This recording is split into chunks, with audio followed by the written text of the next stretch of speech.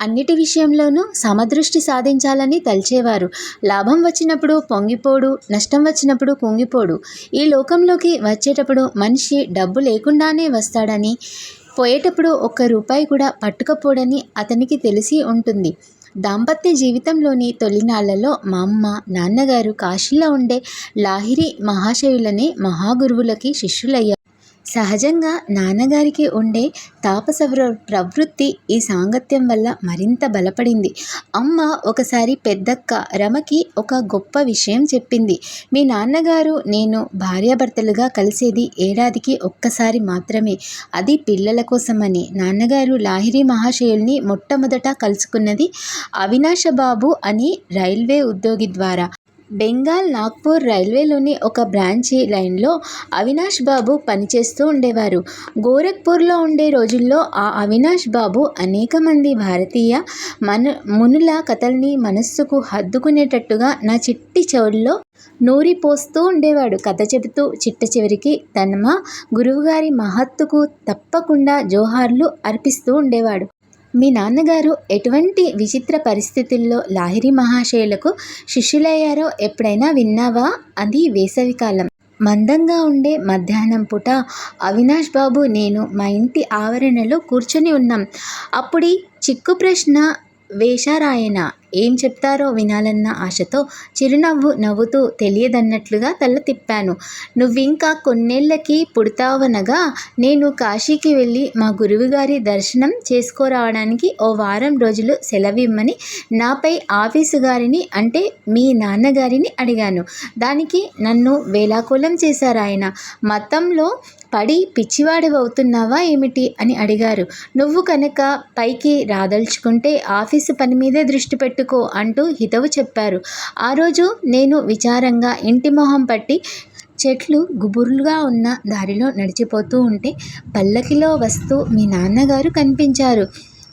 బండ్రోతుల్ని పల్లకీని వెనక్కి పంపించేసి ఆయన నాతో నడక సాగించారు. నన్ను ఓదార్చే ఉద్దేశంతో లౌకికంగా విజయం సాధించడానికి కృషి చేస్తే కలిగే లాభాలేమిటో చెప్పుకొచ్చారు. కానీ నేను దిగులు పడుతూనే ఉన్నాను. లాహిరి మహాశయ మిమ్మల్ని చూడందే ఎలా ఉండాలి అని నా గుండె కొట్టుకుంటూనే ఉంది. అయితే ప్రశాంతంగా ఉన్న ఒక పొలం చివరికి సాగింది మా దారి. అక్కడ ఉవ్వెత్తుగా లేచిన కెరటంలా పెరిగిన అడవి దగ్గరికి కిరీటం పెట్టినట్లుగా మెరుస్తున్నాయి. సాయంకాలం సూర్యకిరణాలు అద్భుతమైన ఆ దృశ్య సౌందర్యానికి మేము ముగ్ధులమై నిలబడిపోయాము. ఇంతట్లో ఆ పొలంలో మాకు కొద్ది గజాల దూరంలోనే మా గురుదేవులు ప్రత్యక్షమయ్యారు. భగవతి బాబు, మీ కింద పనిచేసే ఉద్యోగి విషయంలో మీరు మరీ ఇంత కఠినంగా ఉన్నారు అన్నారు ఆయన. ఆశ్చర్యచకితులైన ఉన్న మా చెవుల్లో ఆయన కంఠస్వరమే మారుమోగిపోతుంది. ఎంత విచిత్రంగా ప్రత్యక్షమయ్యారో అంత విచిత్రంగానూ అదృశ్యమైపోయారు. నేను మోకరిల్లి లాహిరి మహాశయ, లాహిరి మహాశయ అంటూ ఆశ్చర్యంతో ఆయన్ను స్మరించాను. మీ నాన్నగారు కొద్ది క్షణాల పాటు నిశ్చలులైపోయారు. అవినాష్ బాబు, సెలవు నీకివ్వడమే కాదు, నాకు కూడా నేను ఇచ్చుకుంటున్నాను. రేపే మనము బయలుదేరి కాశీకి వెళ్దాం. నీ తరపున చెప్పడం కోసం తమ సంకల్ప శక్తి వల్ల ఇక్కడ ప్రత్యక్షం కాగలిగిన మహాగురువులు లాహిరి మహాశయుల్ని గురించి నేను తప్పకుండా తెలుసుకోవాలి. మా ఆవిడని కూడా తీసుకెళ్ళి తమ ఆధ్యాత్మిక పంథాను అనుసరించడానికి మాకు దీక్ష ఇవ్వమని ఆయన్ని అడుగుతాను. ఆయన దగ్గరికి తీసుకువెళ్తావా అని అడిగారు. అప్పుడు తప్పకుండా. నా ప్రార్థన అద్భుతంగా ఫలించినందుకు, పరిస్థితులు తొందరగా సానుకూలంగా మారినందుకు ఆనందంతో మునిగిపోయాను.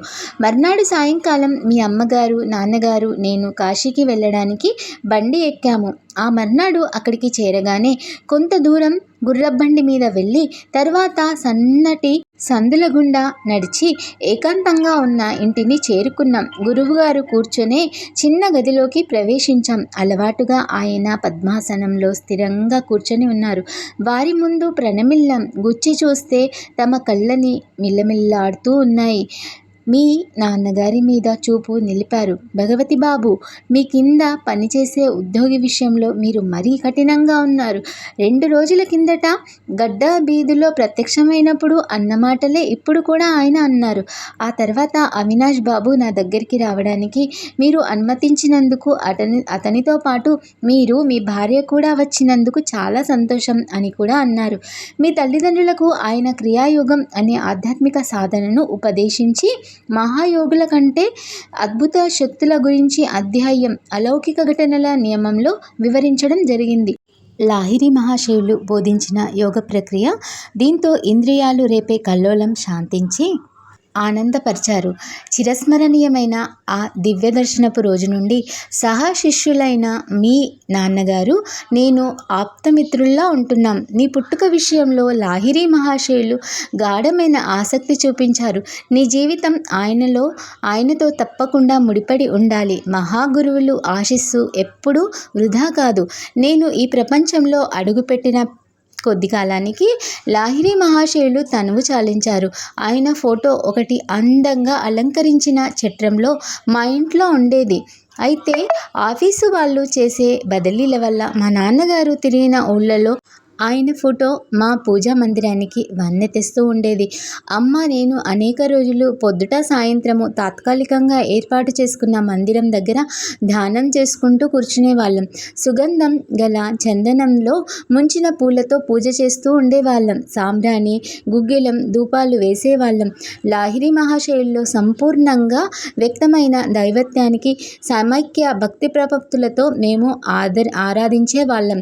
ఆయన ఫోటో నా జీవితం మీద చూపిన ప్రభావం మహత్తరమైనది. నేను పెరుగుతున్న కొద్దీ ఆ మహాశయుల్ని గూర్చిన భావన కూడా నాతో పాటు పెరుగుతూ వచ్చింది. ధ్యానంలో కూర్చొని ఉండగా ఆ ఫోటోగ్రాఫ్లో ఉన్న ఆయన ఆకారం ఆ చిన్న చట్రంలోంచి బయటకి వచ్చి సజీవ రూపం దాల్చి నా ఎదుట కూర్చున్నట్లుగా కనిపించేది. తరచూ తేజోమయమైన దేహంతో ప్రకాశిస్తున్న ఆయన పాదాల్ని తాకడానికి నేను ప్రయత్నించినప్పటికీ మళ్ళీ అది బొమ్మలా మారిపోయేది. శశైవం గడిచి బాల్యంలోకి ప్రవేశించినప్పటికీ లాహిరి మహాశయుల రూపం నా మనస్సులో చట్రంలో బిగించిన చిన్న బొమ్మ రూపంలోంచి స్ఫూర్తిమంతమైన సజీవ రూపంలోకి మారిపోయింది. ఏదైనా జటిలమైన సమస్య ఎదురైనప్పుడు కానీ, సంక్షోభమైన పరిస్థితి వచ్చినప్పుడు కానీ తరచుగా ఆయన్ని ప్రార్థిస్తూ ఉండేవాణ్ణి. నాలో ఉపశమనం కలిగించే ఆయన మార్గదర్శకత్వాన్ని గమనించేవాణ్ణి. ఆయన భౌతిక రూపంలో జీవించడం లేదే కానీ అని మొదట్లో బాధపడుతూ ఉండేవాణ్ణి. కానీ గోప్యమైన ఆయన సర్వవ్యాపకత్వాన్ని గ్రహించడం మొదలుపెట్టిన తర్వాత ఇక బాధపడడం మానేశాను. తమను చూడాలని అతిగా ఆదార్ధపడే శిష్యులకి ఆయనకి రక్త మాంసాలతో నిండిన దేహాన్ని చూడడానికి ఎందుకు రావడం? నేను మీ కూటస్థ ఆధ్యాత్మిక దృష్టి శ్రేణిలో ఎప్పుడు ఉంటానే ఉంటాను కదా అని రాస్తూ ఉండేవారట. నాకు 8 ఏళ్ల వయసు వచ్చినప్పుడు లాహిరి మహాశయుల ఫోటో మూలంగా అద్భుతంగా ఈ విశ్వ చైతన్యమే తాను అన్న గుర్తింపు ఎప్పటికీ పెరుగుతూ ఉండే విధంగా మానవుడు సాధన చేయడానికి అవకాశం ఏర్పడుతుంది. అయితే ఫోటో మూలంగా అద్భుతంగా స్వస్థత చేకూరే భాగ్యం కలిగింది. ఈ అనుభవం నా ప్రేమను మరీ గాఢం చేసింది. బెంగాలులో మా వంశం వారికి ఉన్న ఇచ్చాపూర్ ఎస్టేట్లో ఉండగా నాకు ఏసియాటిక్ కలరా అనే వ్యాధి వచ్చింది. నా మీద ఆశ వదులుకున్నారు. డాక్టర్లు కూడా ఏమి చేయలేకపోయారు. నా మంచం దగ్గర కూర్చొని అమ్మ నాకు తలాపి దిక్కున గోడ మీద పైన ఉన్న లాహిరి మహాశయుల ఫోటో వైపు చూడమని బెంబేలు పెడుతూ సైగ చేసింది. మనస్సులో ఆయనకి దండం పెట్టి, ఆవిడకి తెలుసు దండం పెట్టాలని, చేతులు ఎత్తడానికి కూడా నేను ఓపిక లేని వాణ్ణని. నువ్వు కనుక నిజంగా నీ భక్తికి చూపించినట్లయితే, మనస్సులోనే ఆయనకి మొక్కినట్లయితే నిన్న ఆయన చల్లగా చూస్తారు అంది ఆవిడ. ఆయన ఫోటో వైపు తదేకంగా చూశాను. అక్కడ మిరుముట్లు గొల్పే వెలుగు ఒకటి కనిపించింది. అది నా శరీరాన్ని, గదిని చుట్టేసింది. వాంతి అయ్యేటట్లు అనిపించే లక్షణంతో సహా లొంగుబాటులోకి రాని ఇతర రోగ లక్షణాలన్నీ మటుమాయమైపోయాయి. నాకు స్వస్థత చేకూరింది. అయితే అమ్మకి గురువుగారి పట్ల ఉన్న అపరిమితమైన విశ్వాసానికి నాలో సంతోషం ఉప్పొంగింది. వెంటనే ఆవిడ పాదాల మీదికి వాలి స్పృశించడానికి కావలసినంత బలం వచ్చేసింది. అమ్మ తన తలను ఆ చిన్న పటానికి పదే పదే ఒత్తుకుంది. సర్వవ్యాపకులైన గురుదేవా, మీ తేజస్సు నా బిడ్డను నయం చేసినందుకు మీకు నా ధన్యవాదాలు. మామూలుగా ప్రాణాంతకం కావలసిన ఆ జబ్బు చటుక్కున నయమై నేను కోలుకోవడానికి కారణమైన తేజప్రభను ఆవిడ కూడా చూసినట్లు గ్రహించాను.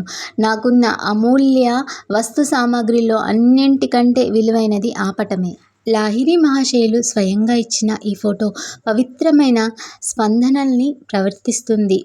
ఈ ఫోటో పుట్టుకకి వెనుక అద్భుతమైన కథ ఒకటి ఉంది. దీన్ని మా నాన్నగారి సహశిష్యులైన కాశీ కుమార్ రాయ్ గారు చెప్పగా విన్నాను. ఫోటోలో పడ్డం అంటే మహాశయులకు కిట్టేది కాదు. ఒకసారి ఆయన వద్దంటున్నా వినకుండా ఆయన్ని కాళీకుమార్ రాయ్ గారితో పాటు శిష్య బృందాల్ని కలిపి ఫోటో తీయడం జరిగింది. అయితే ఆ ఫోటో తాలూకు ప్లేటు చూసిన తర్వాత ఫోటోగ్రాఫరు ఆశ్చర్యపోయాడు. శిష్యులందరి బొమ్మలు స్పష్టంగా వచ్చాయి. కానీ లాహిరి మహాశయుల రూపురేఖలు ఉండవలసిన స్థానంలో ఖాళీ తెప్పమరమే కనిపించలేదు. అదేంటి ఇంత విశేషం? అద్భుతమైన విషయాన్ని గురించి విరివిగా చెప్పుకున్నారు ఆయన. అయితే గంగాధర బాబనే శిష్యుడు ఒకడు మంచి నైపుణ్యం గల ఫోటోగ్రాఫర్ ఫోటో తీయబోతే మాయమైపోయే మహాశయుల రూపం తన కెమెరాను తంపించుకొని పోజాలదని డంబాలు పలికాడు. మర్నాడు పొద్దున అతను తన కెమెరా తీసుకొని వచ్చాడు. గురుదేవులు పద్మాసనం వేసుకొని ఒక కొయ్యబల్ల మీద కూర్చొని ఉన్నారు. ఆయన వెనకాల ఒక తెర వేలాడుతుంది. అప్పుడతను తన తలపెట్టిన పని నెరవేర్చుకోవడానికి జాగ్రత్తలు తీసుకొని అబగా 12 ఫోటోలు తీశాడు గబగబా. అయితే ఆ తర్వాత చూస్తే ప్రతి ప్లేటు మీద కనిపించలేదు ఆయన. కొయ్య బొమ్మల వెనకాల తేరాను అంటే మహాశయుల ఆకారం మాత్రం ఆయువు లేదు. గంగాధర బాబుకి కళ్ళ వెంట నీళ్లు వచ్చేశాయి. గర్వం పటాపంచలైపోయింది. మళ్ళీ గురువుగారి దగ్గరికి పరిగెత్తాడు. ఎన్నో గంటలు గడిస్తే కానీ మహాశయుల మౌనం వీడలేదు.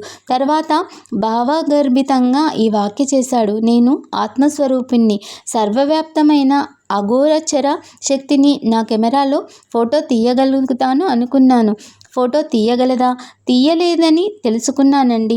కానీ స్వామి, మీ శరీరాలయం ఫోటో ఒకటి కావాలని భక్తితో కోరుతున్నాను. ఇంతవరకు నా దృష్టి సంకుచితంగా ఉంటూ వచ్చింది. ఆత్మశక్తి మీలో సంపూర్ణంగా ఉంటుందన్న సంగతి ఈనాటి వరకు గ్రహించలేకపోయాను. అయితే రేపొద్దున్నే రా, ఫోటో తీసుకుందువు గాని అన్నారు మహాశయులు. ఫోటోగ్రాఫరు మళ్ళీ ఫోకస్ చేశాడు. కంటికి కనిపించకపోవడమనే చిత్రమైన ముసుగులో పడకుండానే ఈసారి ఆయన పవిత్ర రూపం స్పష్టంగా ఫోటోలో పడింది.